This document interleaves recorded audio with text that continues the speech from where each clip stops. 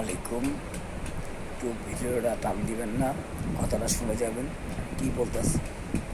যাদের মা বাপ আছে তাদেরকে একটা কথাই বলতে চাই, তারা কখনো বৃদ্ধাশ্রমে দেওয়ার চিন্তা ভাবনা করবেন না। টাকা পয়সা আজ আছে কাল নেই।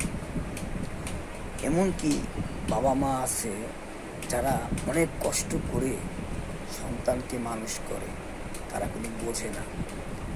একটা জিনিস মনে রাখবেন, টাকা পয়সা কোনো কবরে যাবে না, বাবা মা আদর সোহাগ এটাই যাবে। আপনাকে যেমন আপনার সন্তান আপনাকে ভালোবাসে, তেমন তারও সন্তান আপনাকে ভালোবাসে। একটা জিনিস মনে রাখবেন, আপনার যেমন যেমন আমাকে দেখবে, আমি যেমন আমার সন্তানকে আমি যেমন ভালোবাসি, তেমন আমি যদি কখনো মারা যাই তাহলে আমার সন্তানও তার ছেলে মেয়েকে সেভাবে মানুষ করবে। তো অ্যাকচুয়ালি কেউ বৃদ্ধাশ্রমে দেওয়ার চিন্তা ভাবনা করবেন না, এটা আমার অনুরোধ, এটা আপনাদের দ্বারা আমার অনুরোধ। মা বাপকে কখনো বৃদ্ধাশ্রমে দেওয়ার চিন্তা, যদি ডাল দেওয়া পান ডাল দেওয়া ভাত খাওয়াবেন, নুন দেওয়া পান নুন দেওয়া খাওয়াবেন, কোনো বৃদ্ধাশ্রমে দেওয়ার চিন্তা, তারা অনেক কষ্ট পায়। আমার বাবা নেই, আমি জানি যে কত কষ্ট। একটা জিনিস কি, বৃদ্ধাশ্রম কাদের জন্য?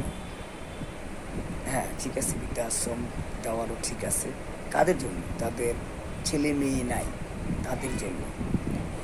আর এমন আমি দেখছি যাদের ছেলে মেয়ে থাকার জন্য বউ পোলাপান টাকা পয়সা অর্থ অভাব নেই, তারা কেন তারা বৃদ্ধাশ্রমে দেয়। আমার এটা খুব খারাপ লাগে। আপনাদের কাছে আমার একটু অনুরোধ, বৃদ্ধাশ্রমে আপনারা দিবেন না। মা বাপকে অনেক আদর করবেন, খেজমত করবেন, ওটাই আপনাদের জান্নাত।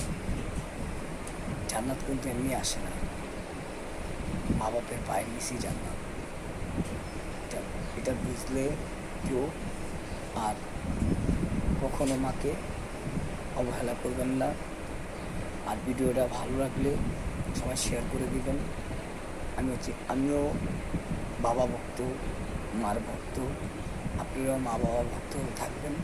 আর কারা কারা মা বাবার ভক্ত, কারা কারা মা বাবাকে ভালোবাসেন, এটা আমি কমেন্টে দেখতে চাই। আসসালামু আলাইকুম, সবাই ভালো থাকবেন। মাকে কখনো বৃদ্ধাশ্রমে দেওয়ার চিন্তা ভাবনা করবেন না। এখন আমি বলতেছি, বারবার বলতেছি, মাকে কখনো বৃদ্ধাশ্রমে দেওয়ার চিন্তা ভাবনা করবেন না। কষ্ট লাগে যখন তারা কাঁদে, মনে হয় আমার মা কাঁদে, আমার বাবা কাঁদে। আসসালামু আলাইকুম।